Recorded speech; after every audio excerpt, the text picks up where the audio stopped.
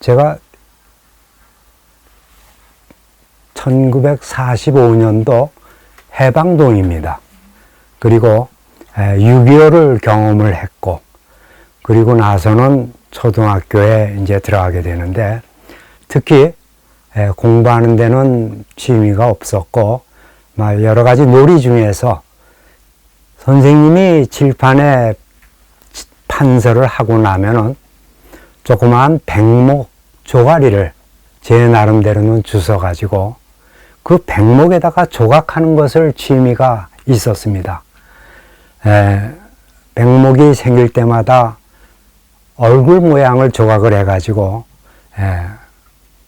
집에 가져오게 되면은 집에 트로피를 놓는 경대가 있었는데 그 경대 위에 그 조그마한 백목의 얼굴 새긴 것을 주름이 줄을 세워놨었던 그러한 경험도 갖고 있습니다. 그 이후에 휘문고등학교에 들어가자 첫 번째 미술 시간에 그때 당시 미술 선생님이 보고 미술 반원이 되는 것을 추천을 하셨고, 그때 당시 선생님이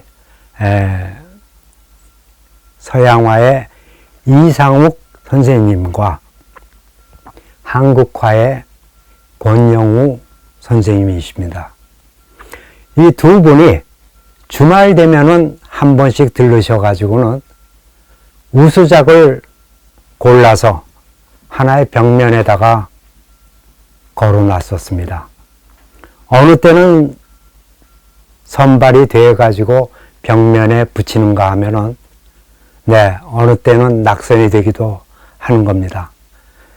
이것이 반복함으로 해가지고 어떤 것을 배웠냐면은 그림과 그림이 아닌 것을 구별할 줄 아는 그러한 힘을 고등학교 때 배우지 않았나. 또한 칭찬도 해주는 그러한 경험을 고등학교 때 함으로 해가지고 그 나름대로 미술대학에 가는 것에 대해서는 자연스럽게 선택을 하게 되었습니다. 제가 그 자화상, 그게 아마 대학교 1학년인가 아마 그 대학교 때 작업한 겁니다. 판화 시간의 과제물로 제목이 자화상이었습니다. 그래가지고 고무판화로 제가 그 작품을 해서 제출을 했는데, 그때 당시 그 작품이 알려져가지고 미술 교과서에 실렸습니다.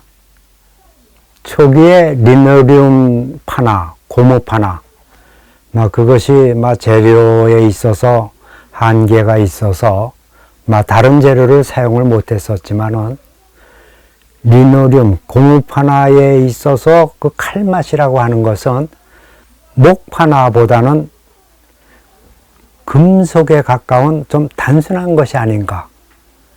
고등학교와 대학교까지 리노리움 판화를 제가 주로 했습니다. 고무 판화. 그것이 하고 싶어서 했다기보다도 선택의 여지가 없었습니다. 그때 당시 판화를 한다고 했을 때의 재료라고 하면은 시꺼먼 고무판, 고무판 그거 이외에는 구하기가 어려웠었고, 그래서 자연스럽게 리노리움 판화, 고무 판화를 초기에 많이 제작을 했습니다. 초창기에 그 리노리움 고무 판화일 경우에 고무판 자체가 가장 커다란 고무판이 40에 40, 그런 정사각형짜리가 가장 커다란 크기였었습니다. 그런 정도의 고무판에 대개는 추상적인 그러한 형체로 1도 흑백의 1도짜리가 주였었지만, 그 이후에 화방에서 이 목판이 나오고 판매함으로 해가지고 주로 마디카라고 하는 그 판을 구입을 해가지고 사용을 했었습니다. 특히 제가 그 나무판을 파면서 그 실험을 해봤던 것 중에 하나는 판각리, 어떠한 조각도로 어떻게 판면을 팠을 때 나름대로 표현되는 여러 가지 방법에 대해서 오랜 동안 실험도 해보았고, 단순화시켜서 목판에 나뭇결을 살려가지고 찍혔을 때의 맛, 이런 것들이 고무판 하에서 제가 작업했던 것과 다른 게 아닌가. 그 다음에 제가 작업하는 어떤 그 방식에 있어서 다른 작가들보다 다작을 했습니다. 어느 정도 다작이냐면은 1년에 완성품이 에디션까지 낸 것이 30점에서 40점. 지금 1년 번호가 작품에 1200번 정도가 나가는 걸로 봐서는 1년에 30점에서 40점. 이거를 거의 고르게 평생 작업을 했는데, 꾸준하게 작업을 한다 하는 것이 저는 굉장히 중요시 여겼습니다. 오전에 드로잉 생각하면서 뭔가 소재를 잡는 이러한 시간을 꼭 갖고, 그 다음에 오후에 찍는다든지 이러한 어떤 다른 일을 하고, 그 아침에 오전 중에 드로잉 하는 시간을 갖는 요 시간이 오랫동안 경험을 함으로 해가지고 지루함을 좀 덜하고, 그 다음에 내가 무엇을 작업할 것인가 그렇게 함으로써 쭉 이어졌는데, 제가 좋은 작품을 만들어내는 그때가 어느 시기에 쭉 나오는 것이 아니라 다작함을 해가지고 정신없이 작업을 하는 가운데 저도 모르는 제 대표적인 작품이 그 안에 들어가 있는 겁니다. 그럴 때마다 작업은 또 선배들이 그 좋은 훌륭한 작가라고 했을 때 작업에 그 열심히 함으로 해가지고 그 여러 가지가 만들어지지 않았나, 제 나름대로 생각해 봅니다. 제 작업에 있어서 옛날이나 지금이나 추상과 구상 왔다 갔다 하면서 폭넓게 작업한 게 저의 작업이라고 할 수 있는데, 한마디로 화면 구성이 저에게는 가장 중요한 것으로 해서 추상도 될 수 있고 구상도 될 수 있고, 그 화면 구성의 변화에 관해 가지고 계속해서 화면에서 복잡해졌다가 단순화되기도 하고 이러한 변화를 반복하면서 오늘날까지 작업한 게 아닌가.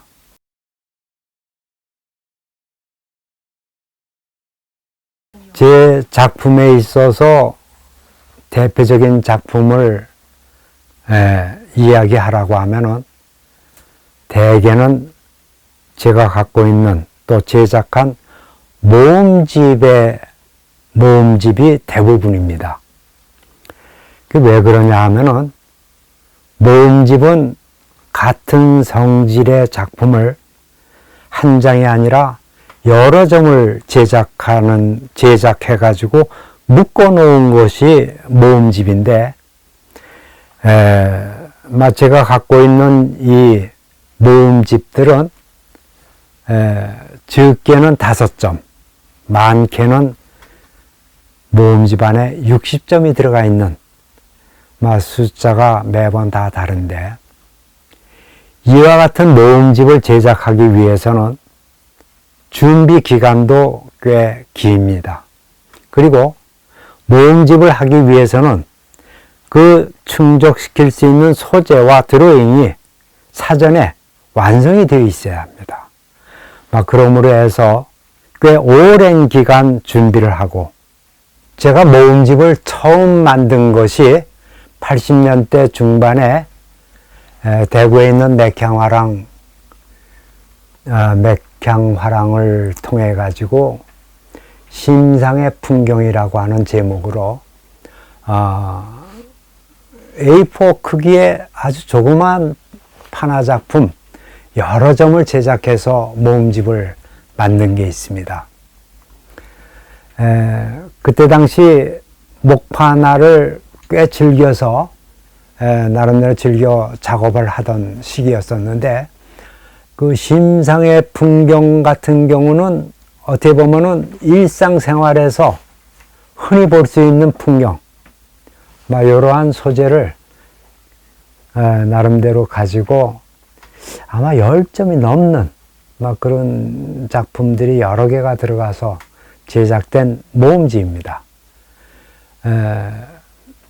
그것이 지금 현재 국립현대미술관에 소장되어 있습니다. 지금 현재 그 현대미술관의 판화 전시회에 출품되어 있는 아트북으로 2점이 지금 전시가 되어 있습니다. 파랑새라고 하는 명제로 해서 기다란 아트북, 새 주제의 한 점과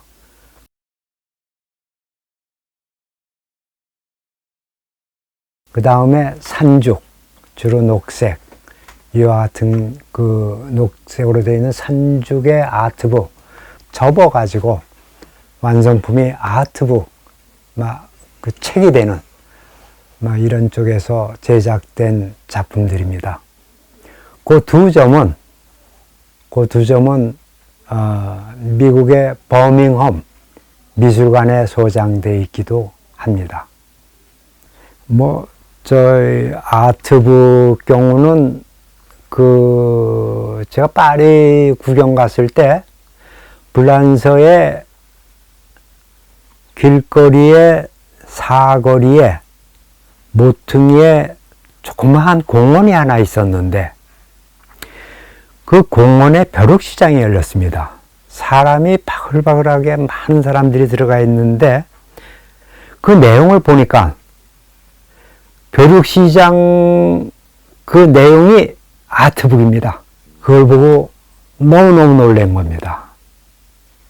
저도 여러 개 구입해 가지고 온 것이 지금도 갖고 있으면서 후배들한테 보여주기도 하는데, 다시 말하면은 아트북이라고 하는 것은 판화에 있어서는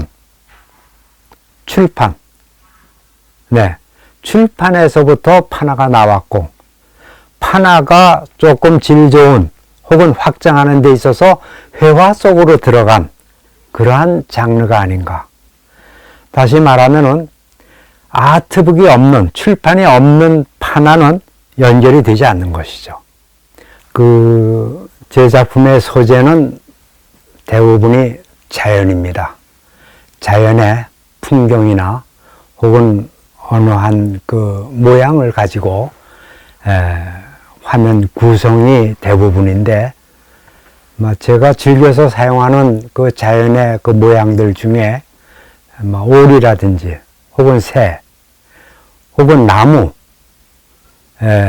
혹은 빗금친 줄무늬를 여러 개 겹친 것들, 이러한 여러 가지가 매 화면마다 즐겨서 사용을 합니다.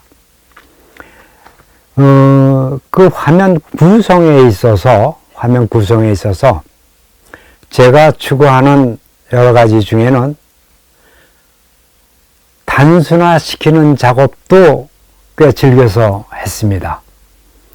복잡한 것보다는 아주 단순한 목판화에서 함축된 어떠한 표현하고자 하는 모양을 단순화시켜서 하는 그러한 작업, 혹은 그 이외에 세밀하게 작업을 해가지고 하는 것, 여러 가지 그 방법에 대해서는 그때마다 나름대로 드로잉에 의해서 실험을 하는 것이 내 작업이 아닌가. 근데 그 중에서 대부분이 가장 중요시 여기는 것은 화면 구성이 아닌가. 구성이 저의 그 그림에 있어서 변화시키는 데 있어서는 중요한 요소가 아닌가 생각됩니다.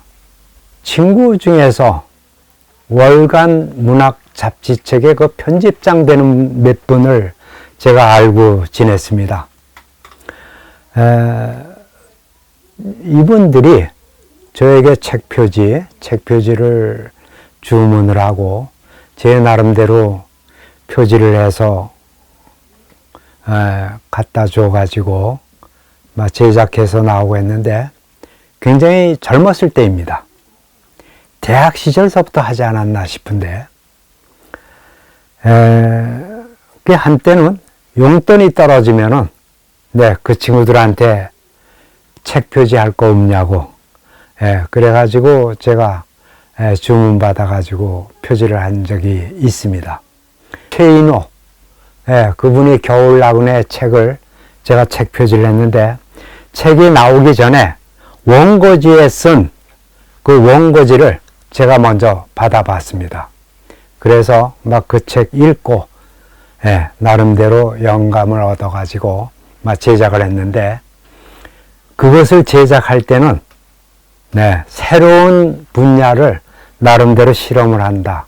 이런 생각을 갖고 꽤 노력했었던 과거 생각이 납니다.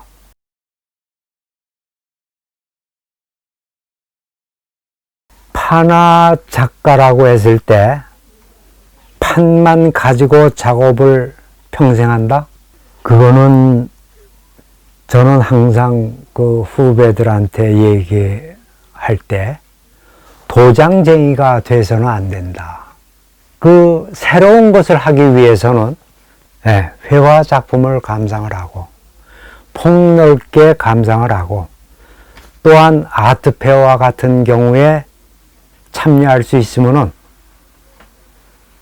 역시 노력을 하고 그러면서 나름대로 제3자의 입장에서의 어떠한 느낌도 이야기도 들어보고 계속해서 변화해가는 과정이 그 작가가 되는 길이 아닌가. 기술에 치우친 작가보다는 본인이 새로운 쪽의 작업을 기술도 만들고 서툴지만은 새로운 걸 해보고 종이도 새로운 걸 만들어 가지고 찍어보고 이러한 그런 과정이 필요하지 않나. 그러므로 해서 다양한 판화가 나온다고 하는 것은 역시 더 발전될 수 있는 여지가 있지 않나. 그렇게 생각하고 있습니다.